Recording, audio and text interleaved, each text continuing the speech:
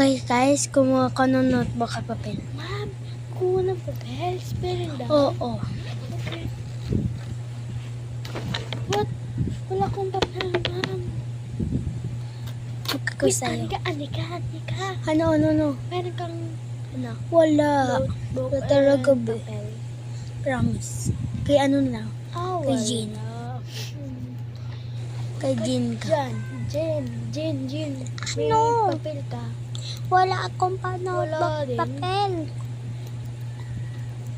Oh, bakit ka meron papel? Wala nga ba? tayo Wala ano akong One binibigyan. set of paper lang ngayon. Sa akin Ako din. Ikaw din. Bakit Hindi mo okay din ko ba ako bibigyan? din sa akin Wala na nga ako Kaya mag-request pala tayo. Okay?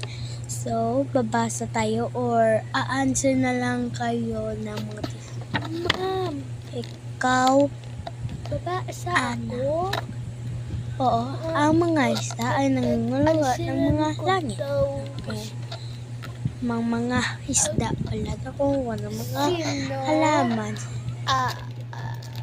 Ayan, answer na. Moana,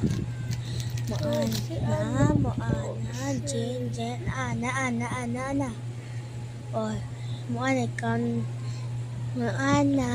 ikaw na lang.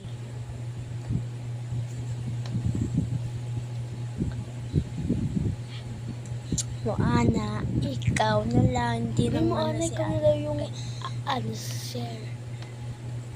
Si ang mga isda ay nangunguha ng nagkalat ng mga isda. Anong answer? Ay, ano pala ma'am? Kuha nila po ay mga fruit, mga kainin nila. Okay, very good. Babasa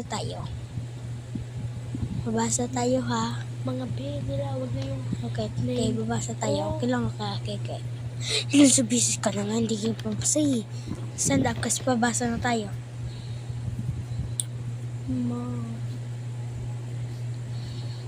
Okay, ano basa dito? Tarunga. Hindi talaga kita dadalhin sa huli. Mga pala, hindi ka tayo dadalhin sa huli kasi hindi ka tayo marunong babasa puro. Wala na yan ha. Ay, sorry, ma'am. Tatchan mo na lang yan. Okay, si ano na lang. Alis na lang. Jean. Ako na po. Babasa ka na. Go. Ang mga isda Part ay 2, bye. nangunguha ng mga